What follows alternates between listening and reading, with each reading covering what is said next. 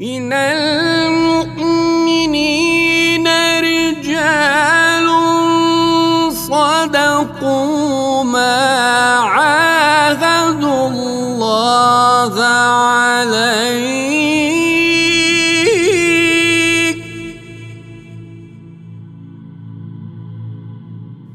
فمنهم من قضى نحبه ومنهم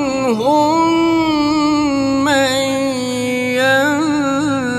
ينتظر وما بدلوا تبدیلا. در میان مؤمنان مردانی هستند که بر سر عهدی که با خدا بستند صادقانه ایستادند.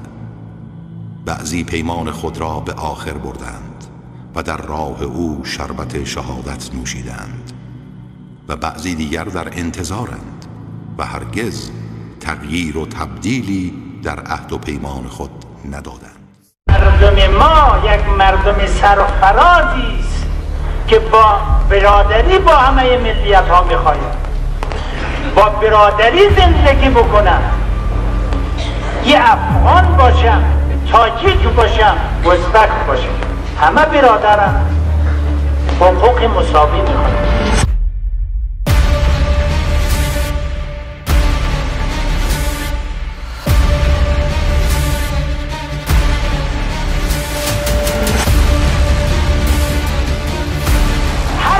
بیاید به منطقی برخورد بکنه، هر کسی بیاید وحدت ملی را به هم بزنه، هر کس بیاید تضاد ملی برخورد به وجود بیاره، ما این را خائن ملی میدانیم و علیه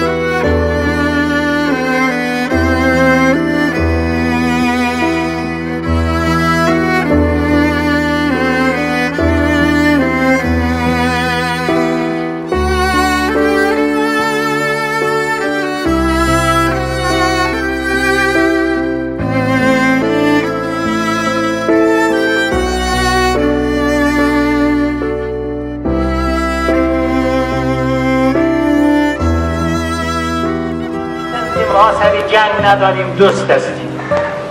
با همه ملت ها سر دشمنی نداریم و دوست هستیم. وحدت ملی را ما در افغانستان یک اصل می‌دانیم.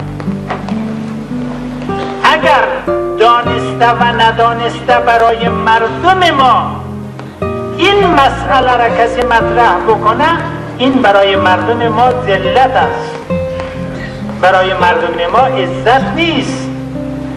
معنایش این است که ما توانایی زندگی و حقوق و دفاع از حقوق خود ما نداشته باشیم.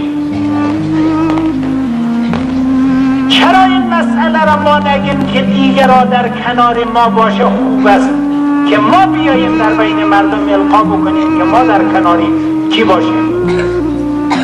این مسئله فکری انحرافی است. هر کس بیاید در اینجا بگوید تعدادی از حزب اسلامی دفاع بکنه و تعدادی از جمعیت برای مردم ما فاجعه است، ما اینا را به عنوان خائن ملی میشناسیم. مردم ما یک مردم سرفرازی است که با برادری با همه ملیت ها میخواهد با برادری زندگی بکنن. یه افغان باشم، تاجیک باشم، ازبک باشم، همه برادرم، حقوق مساوی میخوایم. چرا ما سر پای خود ما فکر نکنیم و رو توان خود ما فکر نکنیم؟ این فکر غلطی است و هر کسی القا بکنه نادرست.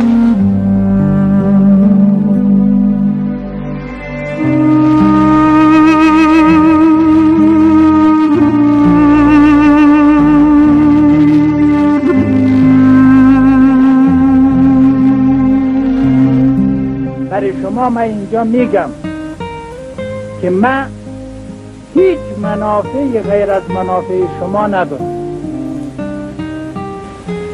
اگر من میخواستم رو منافع شخصی خود فکر میکردم در این 2 سال و 8 ماه هم در کنار شما نمیشستم و اینم برای شما اطمینان میدم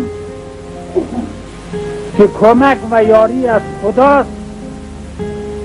ما پر نمیگیم برای این مسئله. با امید شما و رحمت الهی از خدا هیچ وقت نخواستیم که من بدونی از شما در جایی برم شما را در معرکت بگذارم و خودم جان خودم ایجاد بدم. نه از خدا نخواستیم، خواستیم که در کنار شما خونیم اینجا بریزه، در بین شما کشته شد.